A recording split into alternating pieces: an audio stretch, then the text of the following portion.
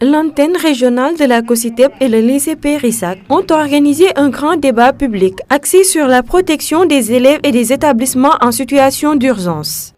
Effectivement, il faut dire que cette activité qui est un grand débat public sur la protection des enfants, des élèves en situation d'urgence, s'inscrit dans le cadre d'un programme qu'on appelle la protection des enfants et continuer les enseignements apprentissages en situation d'urgence, qui est un programme de la COSYDEP pour accompagner en tout cas les communautés à la préservation non seulement des infrastructures, mais aussi à la préservation du droit à l'éducation des enfants.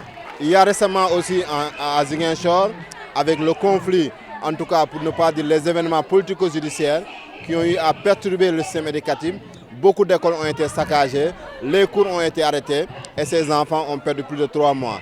Et c'est pourquoi on a dit qu'il faut convoquer l'ensemble des acteurs pour discuter avec eux sur la protection des enfants, mais la protection aussi de nos établissements dans de pareilles circonstances. Les difficultés rencontrées par le lycée Périssac ont été mises en exergue au cours de cette activité.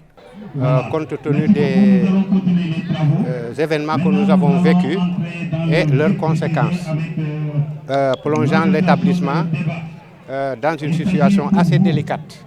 Les difficultés sont nombreuses. Elles sont nombreuses. Et nous avons des difficultés matérielles. Des difficultés matérielles parce qu'au moment où nous parlons, les salles de classe nécessitent une réinstallation électrique. Les élèves, par le biais du président du gouvernement scolaire, ont lancé un appel en direction des autorités compétentes pour meilleur apprentissage. Le message en premier que je lance, c'est au niveau du personnel éducatif, c'est-à-dire en premier le ministre de l'Éducation, qui